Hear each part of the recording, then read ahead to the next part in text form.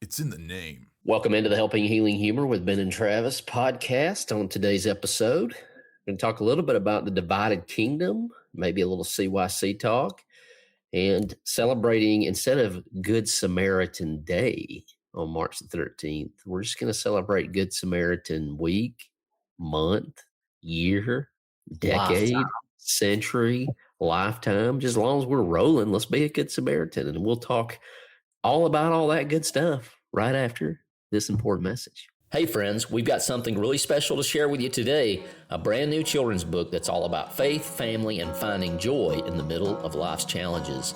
It's called The Adventures of Ben and Travis and the Joy Rider. This heartwarming story follows a big brother in a wheelchair who uses his creativity, courage, and a whole lot of love to help his little brother and cousin overcome life's obstacles.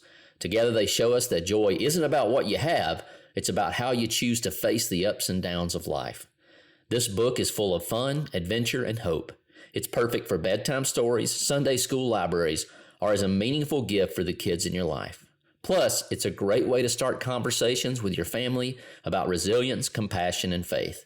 Pre-orders are open now, and when you order early, you'll be one of the first to get your hands on this inspiring story. Just head over to benandtravis.com/books. That's benandtravis.com/books and pre-order your copy today. Give your kids a story that will make them smile, laugh, and believe in the power of joy. I'm the pulpit minister at Westgate Church of Christ in Dothan, Alabama, Travis Creasy. That over there is all-pro counselor with Three Chord Counseling at Marcel Bible School, and also the pulpit minister at Highland Park Church of Christ. And in his spare time, an all-around epic dude, Ben Hayes. How's it going? Well, I'm doing pretty good. I'm not feeling so epic right now because I'm just tired. Yeah. I was about this close to just turning it in and going to sleep, and then I realized we still had a podcast to record. Yeah, and we're going to make it quick either way because I'm in the same boat. But here we are. Content is king, they say. But I think Jesus is king of content. It's true. Everything else too. So we're certainly going to get to that. But Ben, we haven't really talked much about CYC. It was great. I guess the biggest thing about CYC as far as the Ben and Travis realm is that we announced that there is going to be a third installment, Lord willing, the creeks don't rise, of the adventures of Ben and Travis. And this is going to be of the divided kingdom, which is going to tackle a difficult topic, and we certainly not shied away from them. I think this comes at a perfect time. People know what they're getting from the adventures of Ben and Travis. We're not really here to rock the boat so much as to help kids and really adults too. And so this one is going to deal with the emotions and feelings that kids can certainly feel and is often associated with divorce, but also at other things in life. And, we've certainly, I think, accomplished the goal of, touching the base of several things in each book, but maybe having that central theme. Yeah. So the first one we kind of tackled worryism, anxiety and worry. In the second one, we looked at anger and kind of frustration and finding joy even in difficult times through Bradley's circumstances. And of course, this one is going to, these are all things that we faced in real life, as kids. Maybe we have embellished, I think is the word Lonnie uses on his podcast. We embellished the truth a little. I have kids going, did that actually happen? Did that actually happen? It's like, well, maybe not all the specifics, but, I was afraid of roller coasters and did have some anxiety growing up. We did have Bradley in our lives. And so, he's helped us overcome a lot of things. And then this one certainly is true as well. Your family went through the divorce and you guys had to deal with a lot of emotions that come along. And so, in this one, we're tackling the aftermath of that. And some of that is loneliness. Some of that is jealousy. Some of that is just kind of feeling some self-doubt and those sorts of things. And so we're going to really sort of in the fantasy world of the divided kingdom, maybe some knights, some dragons, some different kinds of characters than maybe we've seen in some of the other books, and maybe some things that we've sort of given a few little nods to early on in some of the books, but mainly just handling some of those emotions. And that's what we've tried to do, is handle that mental health aspect, open that door just a little bit for kids and for families and for teachers and youth ministers and whoever else that may want to read those books, to kind of open up the conversation a little bit more for kids to sort of be able to learn ways of managing and handling. Of course, in the back of each of the books, we have a little note to teachers, parents, youth workers that hopefully can help you further the discussion after, a little fun read that tackles some of those topics. Yeah, this checks a lot of boxes for me. I remember at a fairly young age thinking, I want to help kids deal with some of the things that I've been through once I get old enough. I won't say mature enough, because that's probably still out of range a good bit, but old enough to do something about it. And of course, you and I both worked in youth ministry. We still work with a lot of kids, and certainly you can do that. And we've had some tremendous people support. We've got some people that have been on every thank you page because they've supported that level. Of course, we have the supporter level pre-order that you're going to get the book autographed for $20. That does not include shipping, but you can choose to pick it up in the Shoals or Dothan or CYC next year. That's a $5 discount from the normal $25 price. We have the sponsorship level, which I think is 60 or 65, depending on if it's shipped or not. And you get your choice. You get an autographed copy. You get your choice of a Ben and Travis t-shirt or a copy of Reframing Hope, Whitney and I's book. And then, of course, there's a producer level, which gets your name in the book on the thank you page. You get your choice of a t-shirt or the Reframing Hope book. And you also get the audio version of the book, which we still have to record for the Joyrider, by the way. And you get a discount on Jacob Hennigan's art. So several levels. You can check out all those at benandtravis.com/books. It's got every book we've ever put out, including the one Whitney and I did. And so you can get a look at all those things. But I say all that to think of others. And that's really what these things are, although it's really cool to get to be, comic book characters and Saturday morning cartoons. Ultimately, we want to help folks. And so, as I mentioned in the intro, March 13th is Good Samaritan Day, which, if you're unfamiliar with the story, is all about loving your neighbor, helping your neighbor, even in spite of maybe cultural differences or in spite of the evidence to why you shouldn't. Of course, that's the story of the gospel. Jesus has all the evidence to have nothing to do with any of us. And yet he made the ultimate act of kindness, of sacrificial love for all of mankind. Yeah, and I'd just be curious to see how people celebrate the Good Samaritan Day. And I think we've got some ideas that we think would be phenomenal ideas, things that you might could do. But I know our listeners are super creative. You listen to this, as you listen to this, it is helping, healing, and humor. And I don't think you come to this page because you don't know how to do those things. I think most of you listen to this because that kind of piques your interest and you enjoy those sorts of things. So I would challenge you guys to give us some ideas in the comments on Facebook and different places where you find some of our content. Let us know what you think. But, there's a lot of different ways that I've seen people be good Samaritans through the years. You certainly, I've talked about one of my favorite passages is Titus 3:14.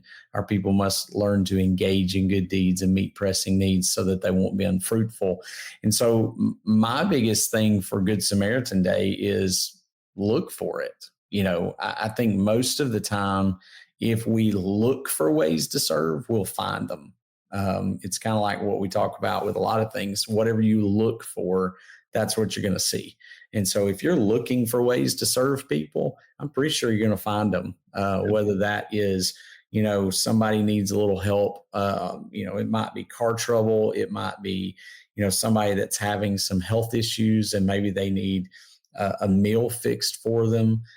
Maybe it's somebody that just needs a visit. So, when you think about that day, or as you said, the week or the month or the year or the decade, the century or whatever, as you think about those times in your life, what are some things that you can see around you and the immediate needs of those in your community, in your school, in your workplace, whatever? I think that would be my number one, thing for us to remember is be on the lookout for something to do, because those pressing needs are really where the Good Samaritan shined in the story.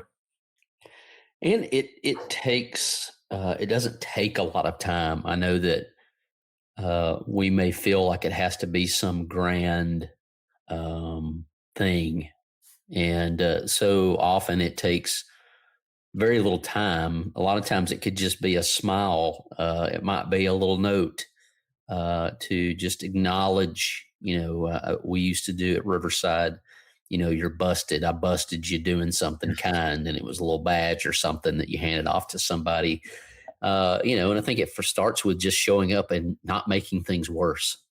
And I think of social media and how tempted I am to comment on people's posts that I don't agree with. And I try to ask myself, have I been kind enough to this person that they're going to be open to taking my comment in the right manner? Yeah. And if not, don't say anything. And sometimes that's the kindest thing you can do, right? If you can't say anything kind, don't say anything at all. And then kind of going from there, and then going, okay, I don't want to cause any harm, but how can I make the situation better? Yeah. And what's necessary? I'm currently taking a course at Heritage Christian Morals and Ethics, and the big question from the book that I'm reading for that class is, what does love require? And so in every ethical situation, and some of those are very, very heavy. Yeah. He always asks the question, what does love require? Because as a Christian, that is the ethical driving force. What does love require in this situation? And I think that's a great question. I'm sure that Jesus always was the answer to. And it wasn't that Jesus didn't say difficult things, but I think generally speaking, it came across in the right manner because he was kind. Even in body language, sometimes we can be kind. And so, you talk a lot of times about relaxation, and maybe we need to relax our face or something. I don't know. Well, and you mentioned the story of the Good Samaritan, and I think kind of what you were just saying goes along with this is, one of the very simple thoughts that go along with that story is, Jesus was a person of compassion, and there were so many times that he felt compassion. It tells us about that as he watched the people. They were like sheep without a shepherd. He felt compassion for them. But with the Good Samaritan, it went beyond just a feeling. Yeah. It was, they saw the need. He stopped, he helped, he sacrificed his time, he sacrificed his money. He sacrificed having to walk himself when he put him on his own, donkey or animal to take him to the house. So there's all sorts of things that we can take from that. But the main thing is, it was more than just a feeling. It was an action that went along with it. And so I think all of us have felt it before, like, man, I feel for those people. I want something great. And like James said, you can say, be warmed and filled, but you're not really doing anything if you don't put something into action. And so I would just really encourage you guys this week to look for it, look for the things, because you're going to find them, have the heart to want to do something about it. And then really actually do something about it. And it, like you said, it doesn't have to be much. I don't have to buy them a, $200 gift card. I can just go buy them one meal or go, do something kind for them to help them out. And I think that's just such a huge thing. And that can be as simple as encouraging somebody. Just, man, how many times, Travis, does it help us as ministers just to hear an encouraging word or two from people? It makes all the difference in the world, right? And we're not going and looking for compliments, and we certainly shouldn't be doing the things that we do for compliments. But man, when somebody says a kind word, man, it's just like anything. And maybe the challenge is on March 13th, and you've got a couple of days to strategize as this comes out a few days. That maybe for a couple of hours on the hour, you're going to send a text or communicate some affection or appreciation to someone. It can be, like I said, Ben mentioned being creative. Now, this actual podcast comes out on, I think it's Mario Day, and it's March 10. Yep. And so there are a lot of video games out there that do not make me want to feel kind. In fact, I rage quit quite a few of them. Or in the day and age where it saves and it doesn't just destroy your game like it was when we first were kids. You just start over. And maybe your start over is, hey, let's just start that day over. Maybe you haven't been kind this morning when you heard this, but let's hit the reset button and start the game over. Ben, yesterday being Sunday, I preached on 2 Corinthians 6, 4, 5, and 6. And in there, he talks about a ministry of reconciliation. And I think sometimes we want a ministry of anything but reconciliation. But Paul talks about suffering to keep the obstacles out of the way, so that they would have a clear path to Jesus. And one of those ways is to be kind.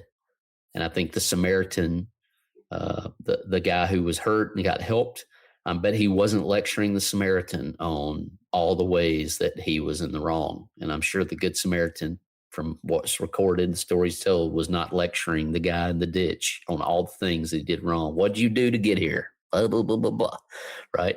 We're not talking about how we say, love them enough not to leave them there, as in their difficult situation, because there are times for that. But kindness, I would say 99.9% of the time, should always come first.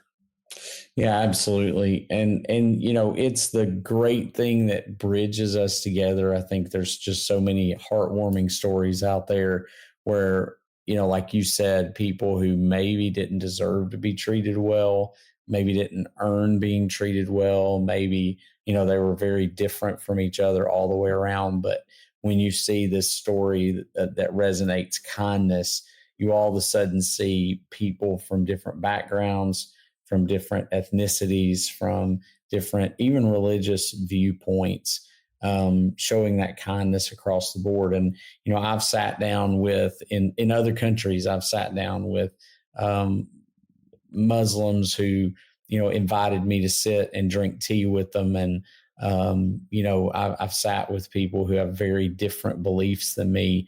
And we've had very cordial and kind conversations and good, goodwill between us. And so it starts with that mindset of, I'm going to be kind and I'm going to try to, treat people with as much kindness. And that just tends to bring people together. And so I hope that that's something that each one of us can put into our lives, like you said, not just one day, but maybe every day. Yeah. Well, the beautiful thing about video game, when we were growing up, now you can get online and be really mean online. Maybe that would be a fun little thing. Get online and be super complimentary to people. They would probably hate that. It'd definitely be coals of, fire on their head, but nonetheless, maybe that'd be fun. But I mentioned rage quitting video games. Ben, you ever have that experience?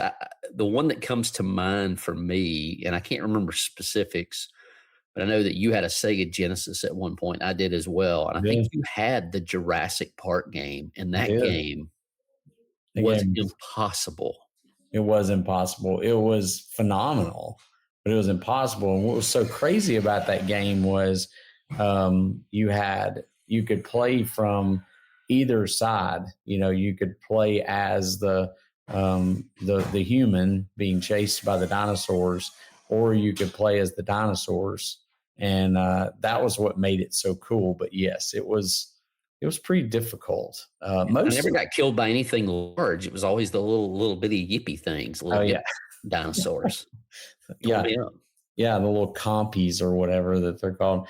What was crazy is I feel like all of Sega's games were that way though. Yeah. Because you had that one, and then you had I had one called Echo, I think Echo the Dolphin or something. Man, I was about to bring that up, and there was nothing. I don't know that you accomplished anything.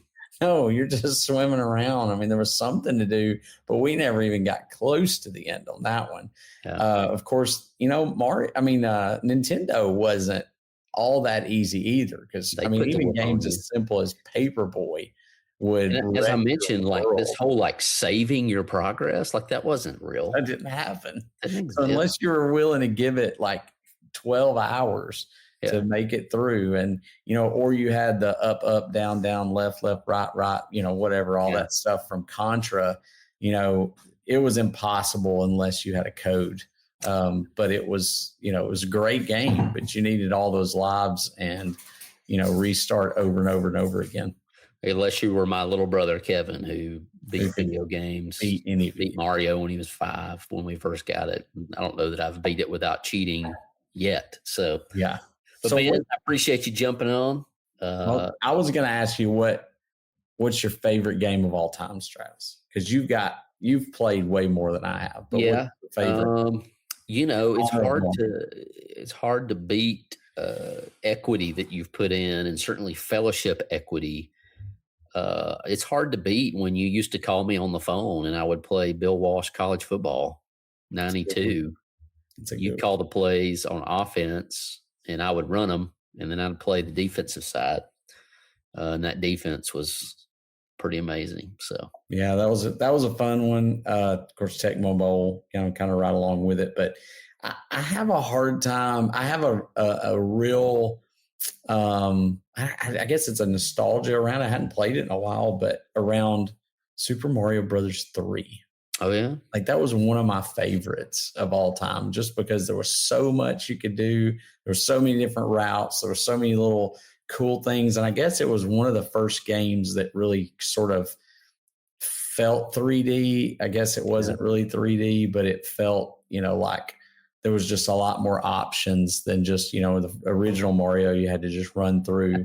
This one you could kind of go back. Ninja Turtles in Time was the first game that I was I'm going to stay up all night and play this until my parents come in and tell me to stop. And you could throw the foot soldiers at the screen on that one, and they would hit the TV screen and slide down. It's good stuff, man. It is good stuff. Well, appreciate you, Ben, for being a good Samaritan and jumping on the podcast late at night, even though we're both tired and I'm ready to go look at my eyelids.